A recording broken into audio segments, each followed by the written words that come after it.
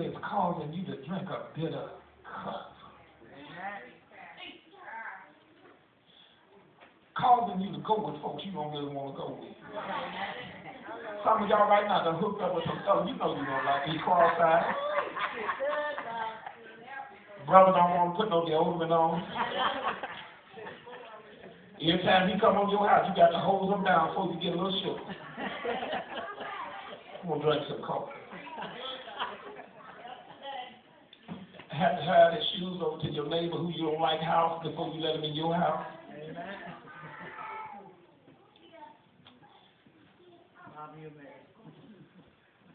If a job get in the bed with him, he'll get out.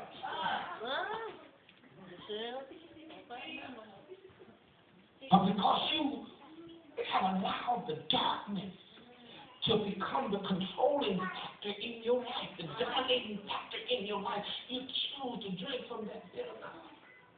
And you accept what you don't have to accept. And you say yes when you should be saying no. Amen. I ain't got no help with you today. And you say no when you should be saying yes. Amen. Can I get a witness in this place? Amen. And so when I look at our lesson, I was trying to go another place here. Our lesson, that was just a little sidebar. I'm back now. I look at Moses, who was the author of our book. And I said, Moses, who was you talking to? Why did you write this book of Exodus? Moses began to explain to me in these prolific words that are in this book that he was trying to record the events of the Israelites' deliverance from Egypt and development as a nation. Do you know that God has a nation in you? A nation that's not just any nation, but one that will grow up and obey. You know, he said it in his word. He said, I will make me a nation that will obey. Do you understand that you ain't the only one that don't like disobedient children? You ain't the only one that get messed up and all discombobulated and disobedient children. A disobedient child will make you go postal. Y'all don't believe that, just keep looking straight ahead. Anybody here ever wanted to go postal? Anybody here ever had? No, see, y'all ain't never had no disobedient. Little Lord Fauntleroy, little Uli Booty Booty Cootie, they never went crazy. See, but there are some people got kids smoking weed in this head and cracking that one. There are some people got kids that don't know, talking about, well, I'm a boy, I ain't no girl. I've changed your paper for 21 years. Amen. It's a boy.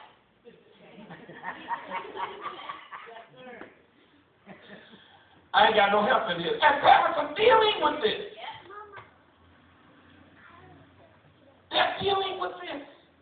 They're dealing with it because they have allowed the shadow to become the dominating factor in their life, and that shadow has caused them to be forced to drink out of a bitter cup, because if the light was there, you have two cups.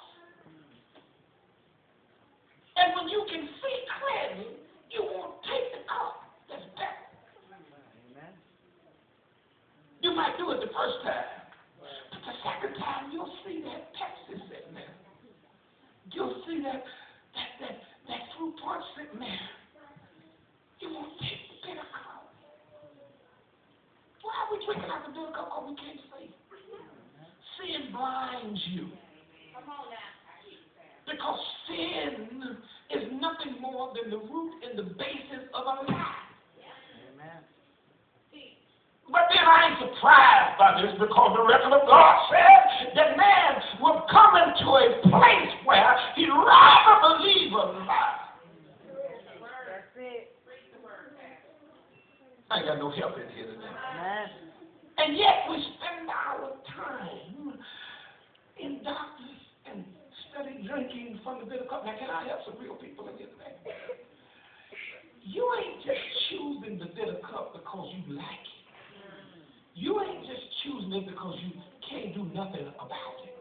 You're choosing it because the devil functions well in the dark. And you know, he's nocturnal. He does his best work in the dark. And so what he does is he disguises your cup of sweetness.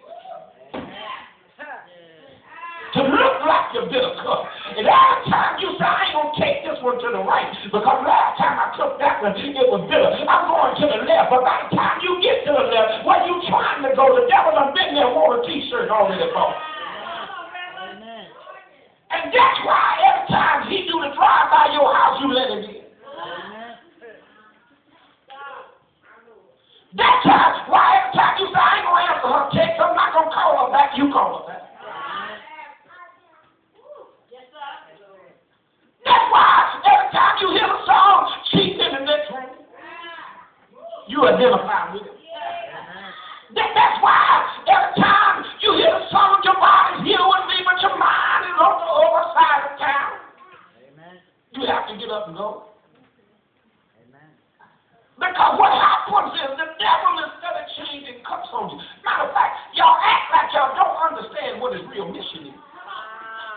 I mean, he told God to his face. There was a meeting of the God Triune. They had an angelic board meeting one day, and the devil showed up. And when he showed up, God came out. The folks didn't come out. The head of the house came out. And he said, what you doing here? I don't have no fellowship with you. And people talking about the pastor can't take the right hand of fellowship from somebody. God did it. He said, I don't have no fellowship with you. What you doing here? And the devil didn't deny that he didn't have fellowship. He said, hey, God, I ain't trying to mess up nothing you doing. And I ain't trying to get in your meeting. I don't need to get in it. I'm just waiting for them to come out there. And everybody that come out, I'm going to do all I can while I can to kill, steal, and destroy. The devil is trying to kill, steal, and destroy you on every hand, every chance he gets. Why? Because he's who he is. Can I go 16th Street before I close? Y'all got to quit hating the player. And learn the game. I didn't say hate the game. I said you need to quit hating the player and learn the game. Because when you learn the game, you learn how to circumvent the process of the game. And therefore, you outrun the end result. I'd rather have Jesus than silver and gold. Because after all, everything the devil gives you is temporary. Anybody ever been in love that only lasted a week? Come here. Go get him. Everything the devil gives you is temporary. You had money on Friday, your pockets got the months Monday. You have the ministry of Lent in your pockets. I ain't got no help in here today. On Friday and Saturday, you at the club, doing the Catholic slide, the bump, the percolator, backing that thing up, dropping it like it's hot, and on Monday you got none of it. Bring him here. Now, get over there. Trying to circumvent your pain. What I'm trying to tell you is, whatever the devil has to offer you is temporary. It is only until the light shows up. I want to say it like this. That's why Martin Luther King said it best. He said, truth crushed the earth will rise again. Can I have some real people in here today? A lie will only last until the truth shows up. The only thing that can sustain a lie is another lie. Can I have some real people in here today? And I want to tell you something. You can be the best liar in the world. Sooner or later, you're going to forget. Yeah. Amen. I forget too quick. And somebody gonna be on their toes and they're gonna remember what you said last time. Yeah. And what's gonna happen is the lie ain't gonna match. Right. I ain't got no help in this. Caught up. And there's some people in here you've been lying about your age ever since you were 14. And now you're 53 and still don't know how old you are. Go to the doctor, try to tell the doctor what age you is, you know, and he said, but your life certificate said. Now I know what your mama said. Now I know what the doctor that delivered you said.